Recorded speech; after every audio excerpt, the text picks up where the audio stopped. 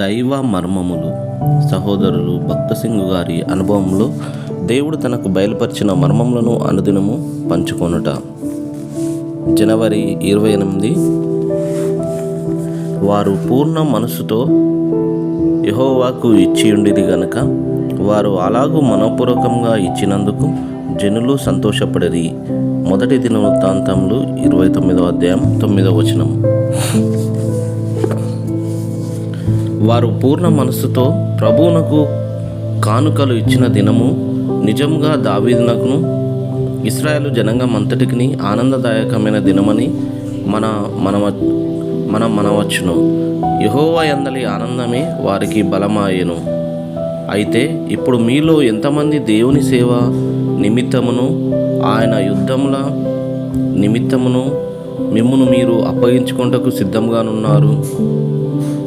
ఈ లోక సంబంధమైన సంఘమని పిలువబడు దానిలో కాదు గాని క్రీస్తు శరీరమైన పరలోకపు సంఘమునందు సేవ చేయుటకు మనఃపూర్వకంగా నిన్ను నీవు అప్పగించుకొందువా? నీ ముందు నిలవబడి తన గాయపరచబడిన చేతులను నీ వైపు చాపి బ్రతిమలాడుచున్న ఆయన మాటలను దయచేసి వినుము. ఈ దినము నా యెహోవాకు ప్రతిష్ఠితముగా మనఃపూర్వకంగా ఇచ్చువారైనా మీలో ఉన్నారా?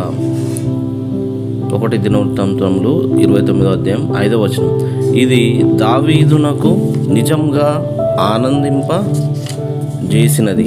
నీవు నీ జీవితమును, డబ్బును, తలంతులను ఈ గొప్ప పరలోకపు కట్టడమునకై వాడబడినట్లు ఇష్టపూర్వకంగా ధారాళంగా ఇచ్చినచో నీ రక్షకుడైన ప్రభువును అది మరి ఎంతో ఆనందంగా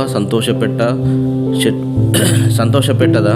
అప్పుడే నీవు దేవుని అందలి సంతోషం యొక్క సంపూర్ణతను తెలుసుకొనగలిగేదవు. అదే నీకు బలమగును. అదే నిజమైన ఆనందము.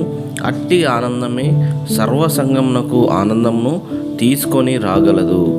దైవ మర్మములు.